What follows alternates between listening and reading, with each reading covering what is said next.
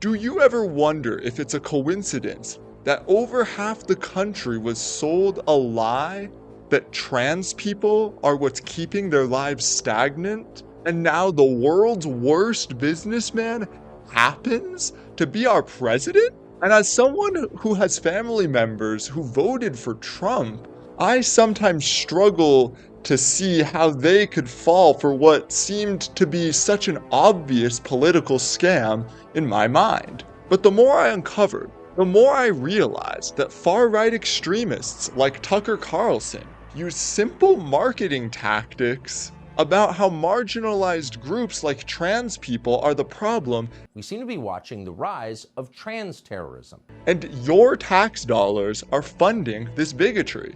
In this installment of Twig's Change Project, we will be delving deep into the business side of identity politics to expose the billion-dollar project of transphobia. And if you watch to the end, you'll learn about the hidden machine behind all of this bigotry that not only allows oppression, but weaves it into the very design of this country. Let's get into it. Let's first talk about incentive. My first claim is incentive is the engine of capitalism.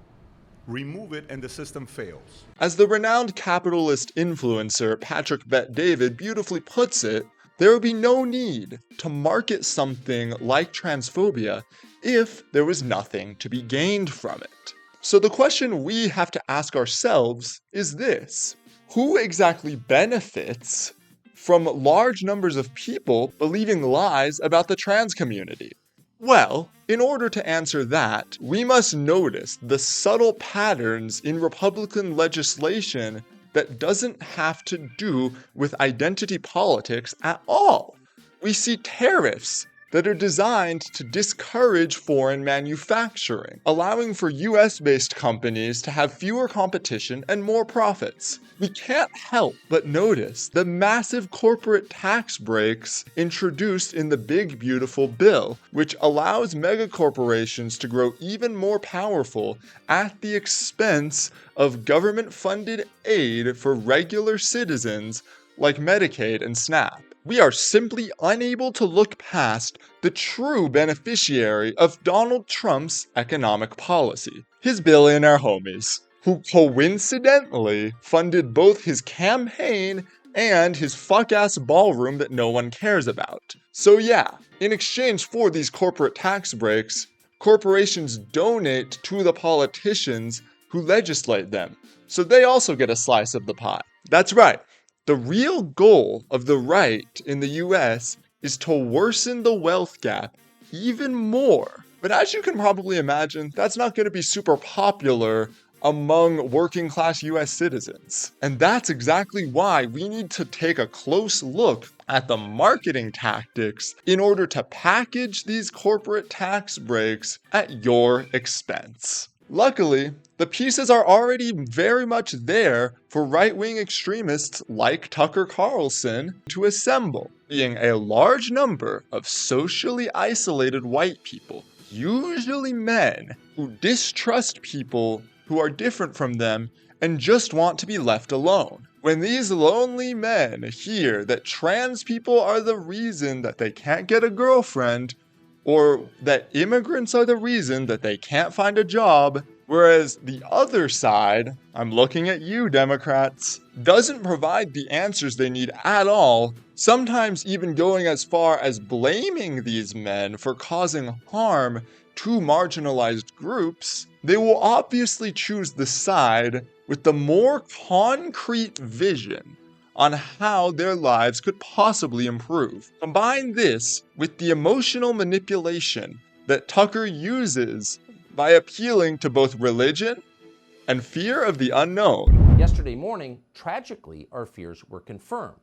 A self-identified trans person called Audrey Hale committed mass murder at a Christian school in Nashville. And not only have you convinced your target audience, you have emotionally charged them to hate people who have had nothing to do with their personal struggles. You have to understand, it's a well-known psychological fact that our brains are wired to respond negatively to the unfamiliar, to the unknown.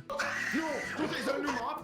No, it's new! New monster! What the fuck? What is it? It's just basic evolutionary survival principles that the right has cleverly weaponized in order to sell a cleverly crafted lie that benefits Mr. Elon Muskrat as well as all their other corporate donors. However, the most terrifying part is yet to come. As once this emotional manipulation sets in, it's nigh impossible to convince anyone that they've been misled or misguided. And the consequences are far too grave for us to simply ignore them or to turn a blind eye. Cases are all too common where rifts form between you and that one family member you loved as a kid simply because you believe that immigrants should be treated humanely, regardless of where they came from. There are numerous cases of innocent children committing suicide or being thrown into the streets because their family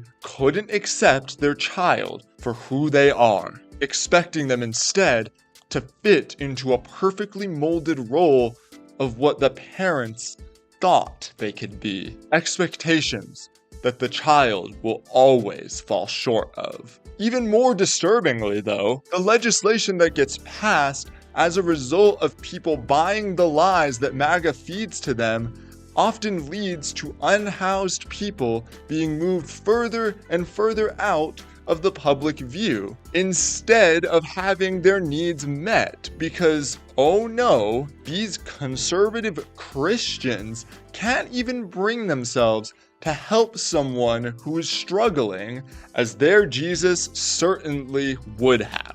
What is a man profited if he gain the whole world but lose his soul? A lot. He has profited a lot. One soul for the whole world, that is an amazing deal. And at the end of the day, your family members that fall for this propaganda vote for people who suck money out of the pockets of already struggling people, sometimes even hurting their own financial outlook. And the only beneficiaries are the ultra-rich business owners who profit off of corporate deregulation and insane tariffs to keep their smaller competitors out of business. And yet, these very same MAGA people wonder why they can't afford to buy a house or start a family. You may be surprised to hear, however, that this is not the first time something like this has happened in history, where savvy manipulators are able to get working class people to vote to keep wealthy people in power. The model is actually quite simple. Create an enemy through fear and anecdotal evidence. A self-identified trans person called Audrey Hale committed mass murder at a Christian school in Nashville. Hale burst into a place called the Convent School and executed 3 9-year-olds as well as 3 adults. Being some person or group of people that is unfamiliar to your target audience. Then, create a victim to protect, often women and children, and executed 3 9-year-olds, or alternatively, accuse the enemy of defying existing cultural norms. Trans ideology claims dominion over nature itself. We can change the identity we were born with, they will tell you with wild-eyed certainty. Christians can never agree with this statement because these are powers they believe God alone possesses. Then through fear, you convince people that the only way to stop this enemy is to get their rights taken away or to remove them swiftly. Yesterday's massacre did not happen because of lax gun laws.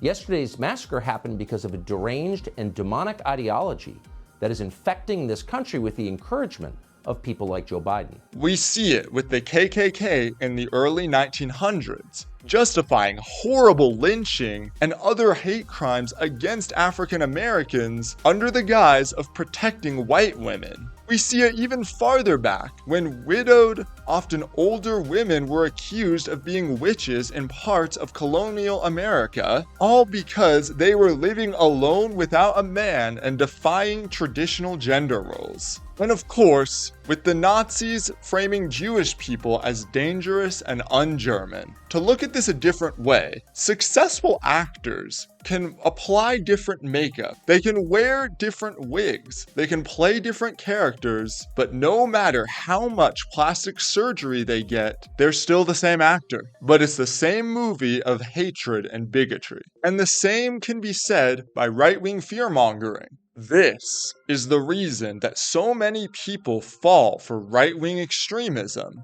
because it's easier to blame the unknown for causing all of your problems rather than the system that you've lived your whole life under. And furthermore, that it is the system itself that must be dismantled for everyone to have a higher quality of life. Therefore, if a system like American capitalism allows exploitation of innocent people by the elites, it would follow that the elites doing the manipulation are the problem, and by extension, the system that allows these elites to do this manipulation cannot exist. It's not that immigrant working 12 hours a day in a meatpacking factory that's keeping you from getting a job. It's not that drag queen reading to kids at the library that's going to cause your kids to be gay. The system itself is the source of all of your problems, even if that is the hardest pill of all to swallow.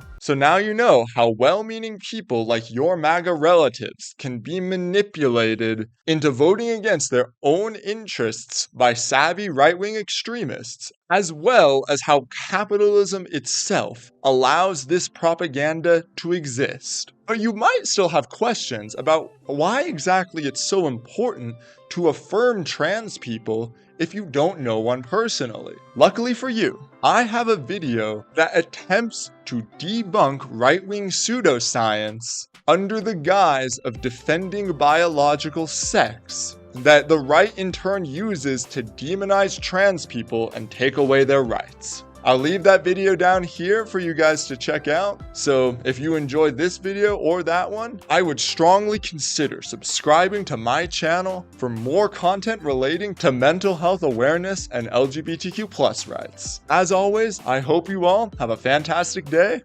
Peace.